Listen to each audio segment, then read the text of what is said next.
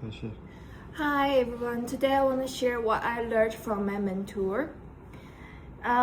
She's name is Olivia, and she is a qualified early childhood teacher who has been in this field for 1.5 years. And she graduated from the University of Sydney, and she got her bachelor degree. And she now currently works with toddlers aged between 2 to 3. And previously, she worked as a room leader in the preschool room. And even though she is early in her career, she already shows strong leadership through collaboration and reflection. I choose her because her experiences is close to mine. She helped me see that leadership is not about titles or seniority. It comes from behavior, relationships, and a sense of inclusion. And for the key conversation themes, there were 4 ideas stood out. The first is leadership through relationships. She said, real leadership comes from respect and empathy, but not control. Even small acts like listening to a colleague and respond kindly to a family shows that leadership. And this idea connects the ECA Code of Ethics by Livingstone, which calls educators to act with fairness and integrity. And the second is about inclusion.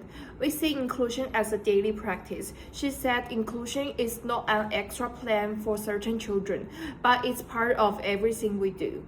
When a new child spoke little English, she used pictures and bilingual signs so he could join in. And the third thing is the children's agencies. She lets children make choices about what to play and how to learn, and this helps them feel capable. And the fourth thing is reflective documentation. She looks at patterns in observations, who joins, who stays quiet, and then changes her teaching. And this reminds me of Timberley, who says teachers should use evidence to act and review. And the third point I want to mention is my personal reflections about the whole conversation.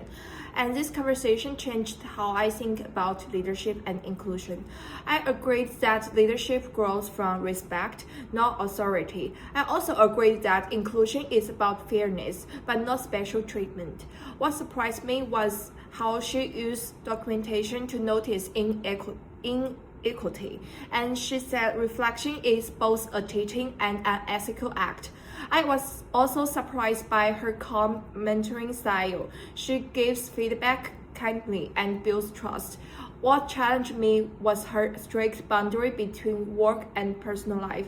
She stops checking emails after 6. I realized self-care is part of being professional as well.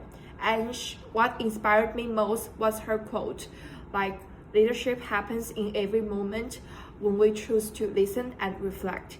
And that completely changed my mindset.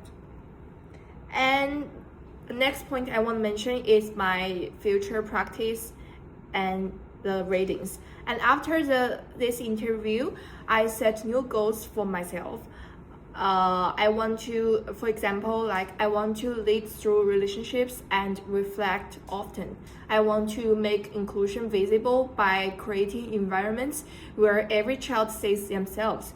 And I will use documentation as reflection, which will be following Timberley's cycle of noticing, acting, and reviewing.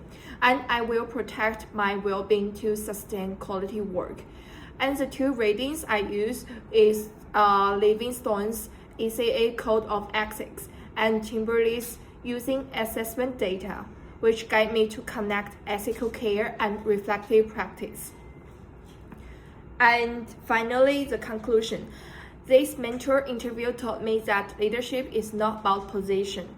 It is about reflection, inclusion, and daily ethical action. Inclusion is not something extra, but it is the heart of education. Reflection is not a form, but it is a way to grow. And now I see myself as a reflective learner, an emerging leader who acts with care, empathy, and fairness. And my goal is to create classrooms where every child belongs and every teacher feels supported. Thank you for listening.